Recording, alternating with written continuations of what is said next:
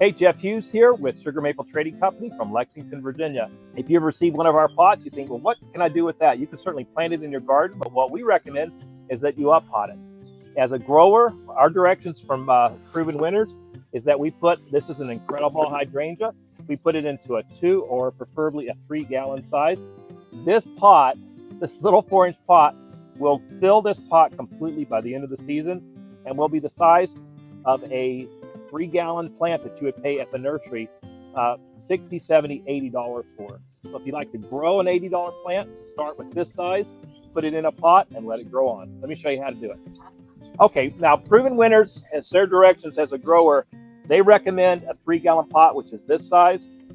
You could also use a 2-gallon pot if you're not going to keep it in very long. But we're going to plant this and then come back and visit it in the fall and see how big it got. So let's go ahead and do what they recommend and use a 3-gallon pot.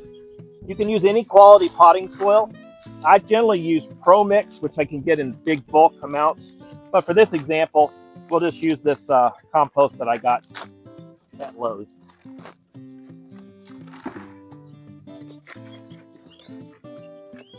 Since this potting soil is a little bit barky, I'm going to mix in some regular potting soil with it, just so that it's got a little bit more sustenance to get through the season.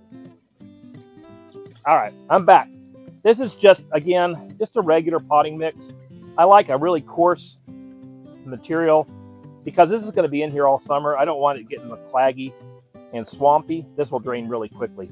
I also got a time release fertilizer that we can put on, and it's made for flowering plants. All right, we're going to take our 4-inch Incredible, which is tiny now. I would say that's less than 6. We're going to call it 7 inches tall. Carefully lift it out of its pot. And I'll show you what you want to look at. Look at the roots, and you can see that they're white. There's still a lot of soil exposed. That means the plant has not fully grown into that little 4-inch pot, which is perfect. That's what we want.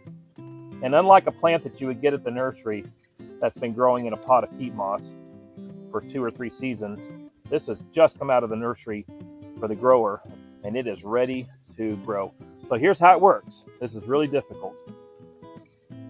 Dig a hole, plant it at the same height it was growing in the 4-inch pot,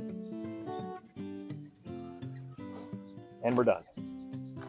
Let's go ahead though and put on some time release fertilizer. And again, this is just things you can get at Walmart or Lowe's or whatever. This is by Scott's, and this will feed for 2 months without reapplying. And I like to use the time release, and then I also use a liquid fertilizer.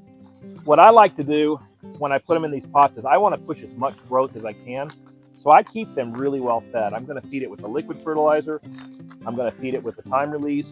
And I might even do an iron treatment just to make sure that it leaves a dark green.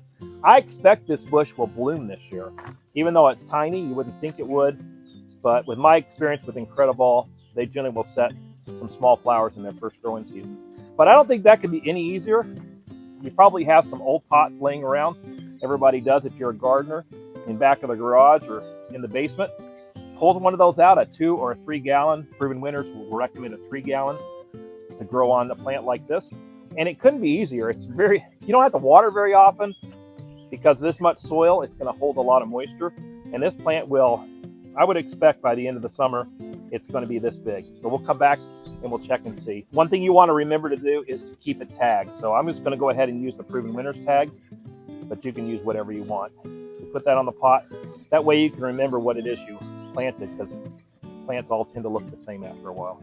But that's my encouragement to you. When you get these plants, you can put them in the ground if you're a really good gardener and take good close care of them. But what's easier is just to set this on your patio, and that way you can keep a good eye on it. And this is kind of an ideal condition for it as well.